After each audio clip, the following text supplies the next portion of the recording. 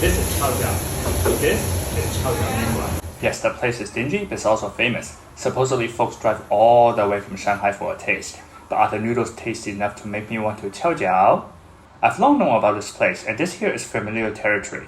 The noodle shop 一家面馆 for my first 2 ever videos is just down that alley. So yes, we're back in Suzhou's Wujiang district to try out more noodles. Let's check out the simple menu. The 红烧羊肉面 red braised mutton noodles at the top caught my attention, but we forwent this option for reasons I'll explain in the description section, and instead we chose 老板一个红烧肉圆面 red braised meatball noodles. I'm guessing it's similar to its mutton cousin. Previously, we also ordered meatball at neighboring noodle shop 一家面馆, but that one was boiled in clear broth, while this 红烧 red braising involves cooking the meat in a sauce that's often based on soy sauce, especially in this part of China, which imparts the characteristic red hue, hence the name. A vital step is to partially cook the food first before braising, oftentimes by some kind of frying, which is why these meatballs has a drier and slightly scorched exterior compared to the other variety. The key is to just sear the outside while keeping the inside moist. Noodles lacked flavor, but the meatballs were great.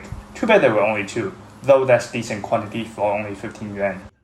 Almost 3 times more expensive, but also quite more abundant was the soup version of the 上肚双椒面, eel and hog maw double toppings noodles.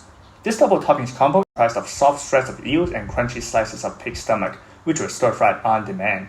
This is a popular noodle toppings preparation method in Wujiang district, but less so elsewhere in Suzhou proper, as I've explained before in the 一家面馆 video.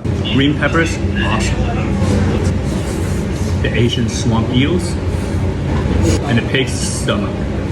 The flavor profile was also similar to 一家面馆, but here at 跷脚面馆, the pungency of green peppers took center stage, while soy sauce and the sweetness of onions were more subtle. Round 3, shredded beef noodles. We'd like the freshly stir-fried toppings, so for round 3 we had something similar, but selected the dry version this time. With very little broth to water down flavors, the taste intensified. Aroma was especially heightened by 火气 wok energy, or the heat of the wok.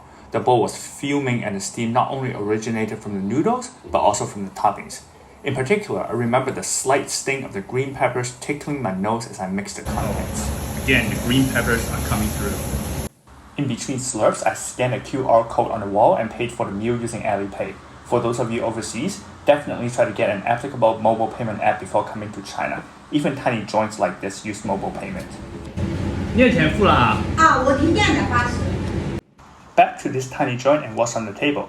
There was a bowl of what appears to be homemade chili sauce. This is quite a rarity in the Jiangnan region, where foods tend to be sweet rather than spicy. But Wujiang district's Pingwangtang and the nearby city of Tongxiang do have some history in producing chili sauce, but that's another story for another time. This bowl of chili wasn't too strong and it boasted the green pepper's pungency without being over the top spicy. It whetted my appetite and I finished the noodles, but there were still toppings left over. Foods were okay but on the jiǎo side, meaning a home-cooked sort of taste. Nothing that really stood out and nothing that made me want to 跷脚. I can see why opinions are polarized among online reviewers and my local friends alike. New customers arrived as we left. Seems like they're first timers too. Wonder what they think of the noodles. 再见